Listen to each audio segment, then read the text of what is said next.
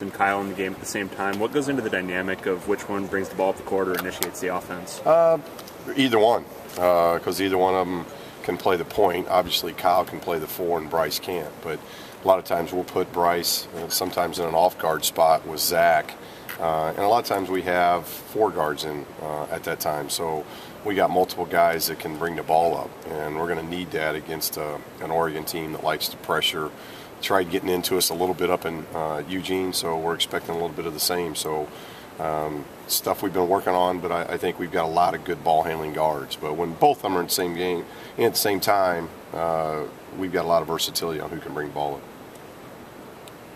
After road losses, you guys have been able to come back and respond with, big wins at home. Is that mostly a comfort thing, or what do you think is the reason for that? No, I give the players credit because I've been there before. That's not easy when you lose and you get knocked down. Learning to win again, that's not just an automatic whether you're playing at home or you got to go play on the road. And they've been able to do it twofold. We've lost and had to go to USC and win. That was a road game. We've lost the second game of some 2-game road trips that we've had to come back and home and win. So the guys have proven that they can stay away from losing streaks, and they've got it. Here it is. They're in that situation again. And so if we go by past experiences, they've done a very good job, but it's about continuing to prove yourself. And we're getting a very good, very hungry Oregon team that's coming in here, and we had a great game with them up in Eugene, and we're fortunate to get away with a 2-point win up there. And I think this one's going to have a lot of the same to it. I think they know they're playing for a lot, we're playing for a lot, so it makes for a late February a great game.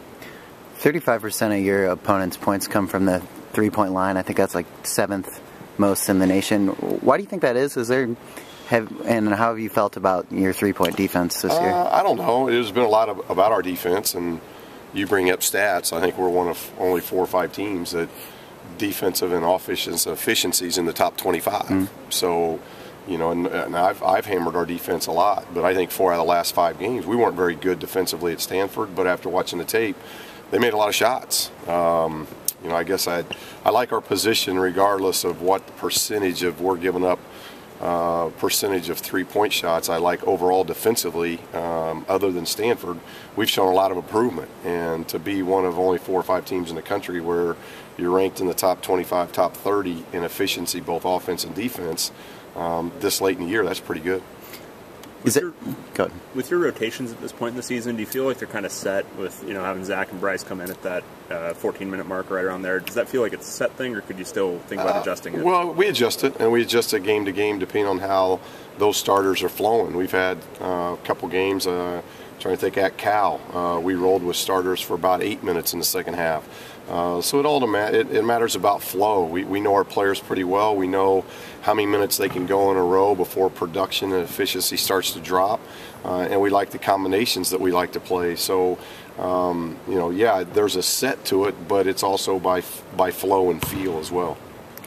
In terms of the 3-point attempts, is that maybe an offense or offenses attacking the zone, especially because they can't get inside necessarily? 3-point attempts that your opponents are taking.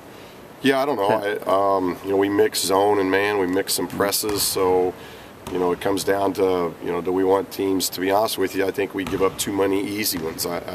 If we could make teams shoot more threes and take away more of the inside, I'd be much more in favor of that.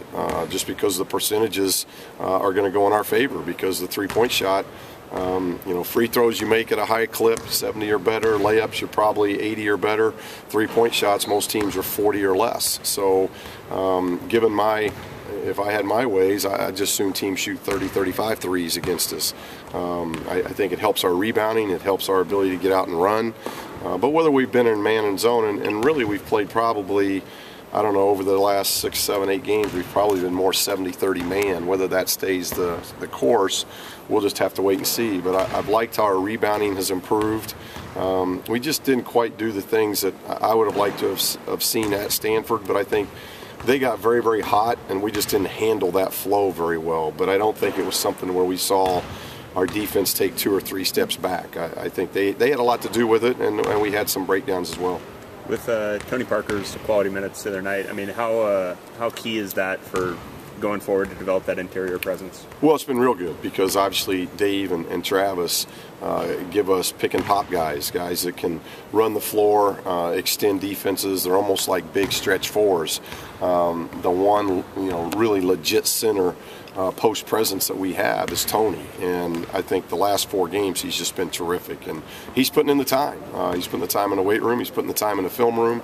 He comes in every day looking at more tape, and we see him getting better. So we saw that early in the season, around early to mid-January, and he had a little bit of a dip, and now he's really becoming consistent with that play. And I thought the one mistake that was made, we didn't get the ball into him enough in the second half against Stanford, because he had a really good game here against Stanford, and he was on his way of having a really good game up there as well. And we just didn't get him the ball enough in the second half, and that's something we got to look at, because I think he's given us a dimension inside that we haven't had, and that's a good thing. Is it a thing where you might want to get him more minutes, or is it you want to keep him confident with the minute he's getting right now? Yeah, and I think anytime production goes up, you want more minutes.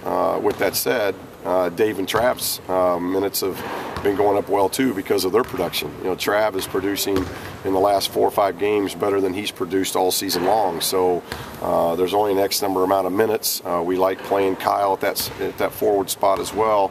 You're looking at player, in my opinion, player of the year in this league, so his minutes aren't going down. So there's only so many minutes. But I do think Tony is playing very well, and if he continues that, I think you'll see him out there a little bit more. Have you seen something click for him in terms of staying out of foul trouble? That's just positioning. He's watching a lot of tape, and I think that's a credit to him. He's really learning. He wants to get better, and I think that's a great trait for a player to have. So he's coming in and he's watching how other centers guard, whether it be him or the people we're getting ready to defend. He does a really good job of doing his film work and prep of how does this big like going left shoulder, does this big like going right shoulder, is a certain block that he likes to work on. Is he a back screen guy, a down screen guy, cross screen guy? He's just doing his homework, and because of that, I think he's learning. And he's been able to stay out of foul trouble for a couple of reasons. One, if guards can keep people in front, we're not getting the driven as much. He's not fouling in transition, which has been something that's been good. And in the post, he's just using his strength more versus leaning on people. I think he got in trouble early in the season when he was leaning on people. Zach had that stretch against Stanford where he had, I think it was 8 consecutive points. What did you see from him in that stretch, especially that maybe you hadn't seen? I just thought he was aggressive. I thought he had that aggressive mentality again, and he started taking good shots. And that's I think the thing with Zach, and he's constantly learning. He's young, so he's learning what this level is all about. But he's somebody who can create a shot just about at any time in the game, but it's about creating a high percentage shot. When he shoots high percentage shots, Zach shoots at a very, very high level. Like a lot of players, if all of a sudden your shot selection is a little questionable, then it's questionable whether you make those shots. That's basketball, and I think he's learning, one,